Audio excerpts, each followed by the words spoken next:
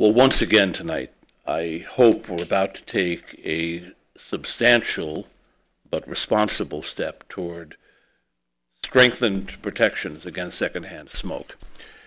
And Councilmember Davis and I actually brought this suggestion to the council a few weeks or months ago, I forget, and I'm glad staff has come back with a full range of options. I want to go through those because I find I can support some, and I'm frankly not so sure about others. But I do very much tonight want us to move this forward. I can only stress that this has been an iterative process for our city, that we started with things like banning smoking in parks and on beaches, which was controversial at the time. We've now moved into the multifamily housing situations where people are affected by secondhand smoke.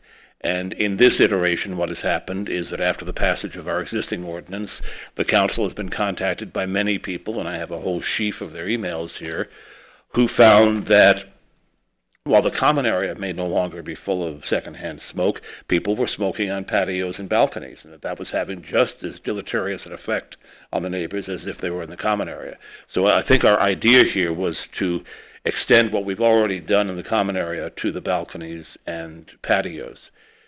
I believe rather than try to define what is a balcony or a patio, it does make more sense to have some kind of linear radius from an operable window or a door.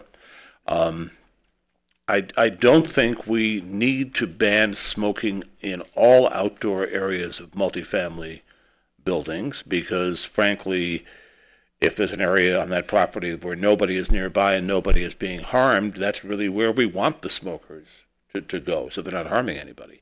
For situations like Miss Evans, where somebody might be across a courtyard, but the breeze happens to carry that smoke your way, and you might even be 30 feet or 35 feet from where the person is smoking, I think in almost every courtyard housing situation I can think of, that person is going to be within 25 feet of somebody's door or window. So that smoking is going to be stopped, as is the smoking on the landing 9 feet away, as is the smoking that I talked about with a resident yesterday where somebody smokes around the corner in the hallway. So I think we can stop the next level of secondhand smoke. I don't think we are going to cross the threshold into people's dwelling spaces. I don't think we're going to be able to retroactively retrofit every existing apartment building for airflow. I wish we could, because that would solve the problem for a lot of people. But I am supportive of the first thing that we were discussing in the staff report, which is extending the ban on smoking in multifamily housing areas to any place within 25 feet of a door or operable window. The next step that we're being asked to do, I think, is a very interesting one that we have to think more about, and that's the designation and disclosure. And in that last little conversation about with the former judge, the tenant I was talking about, the hypothetical John, was not somebody who moved in under a lease that said no smoking in the unit. It's somebody who's always been there and maybe didn't respond to the landlord's request and therefore was by default designated non-smoking but then smoked in the unit. And I think we have people in Santa Monica who have lived in rental housing for many years with the expectation they could always be able to smoke, at least within their apartment. And I'm hesitant to set up a situation where landlords would be surveying people and then perhaps saying, well, I want to rent that apartment next door for top dollar. And I know that apartment is worth more if it's surrounded by non-smoking units, so I'm going to make hypothetical John move to another unit. I think there's a solution there, and that's what we put on the ballot a couple of weeks ago. I think that in November, if the voters support what we have proposed, which is just cause eviction protections for renters who are in non-rent controlled units as well as rent controlled units, we could very well at that point consider going to this kind of registration system. I'd be hesitant to do it until then and unless those measures pass. So on that, I think I'd like to hold that a few months because I'm worried about the potential for tenant harassment and for relocations based on profit. We've talked about new buildings, and I'd really want to hear the demographic studies on what that would do as far as low-income people moving in. I don't want to inadvertently further gentrify the city where we have this commitment to egalitarianism and housing families of all different sorts of income levels.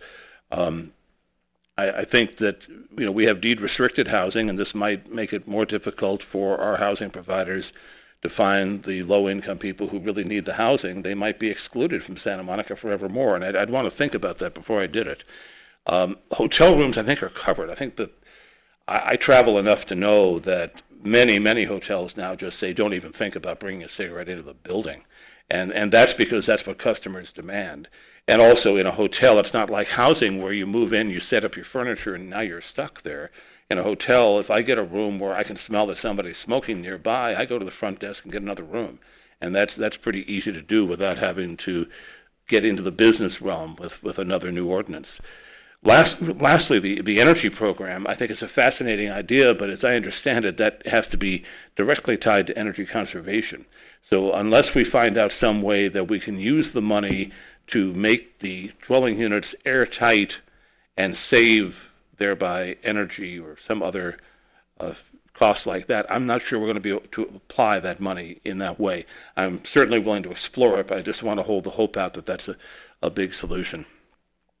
A lot of the people who have contacted us about the existing law have said that the enforcement through the small claims court is a problem for them. And I'll give you an example. A woman I talked to yesterday has smokers nearby. She says that they apparently have many people in the apartment, not all of whom she knows. And she says, well, I have to go to small claims court and try to file a claim against John Doe. I don't even know who the person is in the apartment. Now, I mean, that speaks to the alienation of urban living in the 21st century, I suppose. We don't know who all our neighbors are, but it's the reality. So I hope that tonight, besides passing the part of this ordinance having to do with balconies and patios, that we will give staff some direction to explore other enforcement options. I know we've asked that before, but I think now that we have a greater record of how the enforcement through the small claims court has operated, maybe we do need to reconsider that part. So I'm going to hold off on making a motion. The motion I would make, though, would be for the balcony and patios part of the ordinance, not for the designate and disclose until such time as the rental protections on the November ballot have become effective. And then I'd add that direction to explore other enforcement options. But I want to hear how the other members of the council feel about this.